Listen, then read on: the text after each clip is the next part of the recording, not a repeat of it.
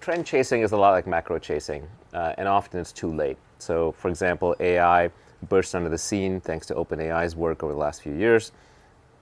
Tons of companies were started in AI. Many of them talked themselves into this idea that they would build a specialized model that would be more cost efficient or better at a specialized domain than OpenAI. And I think a lot of them got crushed recently by the recent announcements that OpenAI made. And you could see that coming a mile away. Chasing someone who's already established an industry is usually not the right way to go. OpenAI is obviously building an ecosystem. People can still make money building apps and using OpenAI's tools or similar tools from Google or Microsoft or others, or the other foundational providers like Anthropic and so on. But trying to trend chase is generally a very bad idea. You just get drowned in a sea of copycats.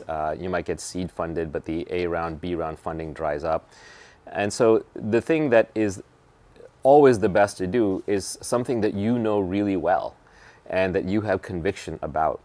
Usually it's you've worked on a product because you want it to exist for yourself, or you've worked in an industry that you know really well, or there's some technology that's coming up that you're just passionate about and other people don't get and you're intellectually obsessed with, and you convince yourself that it's going to work and you experiment with it and try it.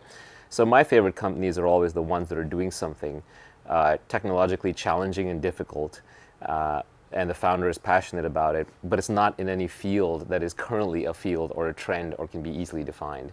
If it can be very easily defined and you can fit into it, then I just don't think it's that interesting. Now, it's not to say that you can't make money there. Like, look at SaaS companies, right? Like, SaaS ran for a long time, and there were a lot of companies that were taking fairly simple products, but putting a certain pricing model, delivery model, and user interface on it, and then delivering them to large enterprises.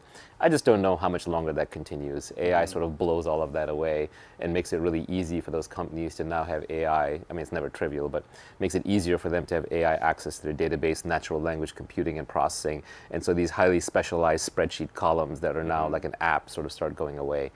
But you can definitely make money doing it, but I just don't think trend chasing is that interesting. I think a lot of people get wiped out in it. It's like focusing on macro. It's like saying, oh, interest rates are up and AI is hot, therefore what company should I start? That's not how you innovate.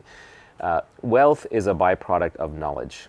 I always like David Deutsch's definition of wealth. He says wealth is the set of physical transformations that you can effect. And if you think about that for a moment, that applies at the societal level and applies at the individual level. And at the societal or individual level, that's a function of how much resources and capital and machinery that you have to effect physical transformations. And it is a function of knowledge. Like, do you know how to, for example, turn coal into diamonds or turn uranium into power and steam? And knowledge is a more important component by far, because the earth has always had all these resources. They've always been lying around, despite what Marxists would have you believe, right? We're not running out of resources. We're just redefining things that before we didn't know were resources as resources. So then the scarce thing is knowledge. And so what you should be doing when you are creating a startup is not what space is hot or what resources can I bring to bear. It's rather, what knowledge do I have? It's as Peter Thiel says, what is the secret? What is the thing that I believe and know to be true that other people don't? And you're only going to know that if you have an intellectual obsession around it.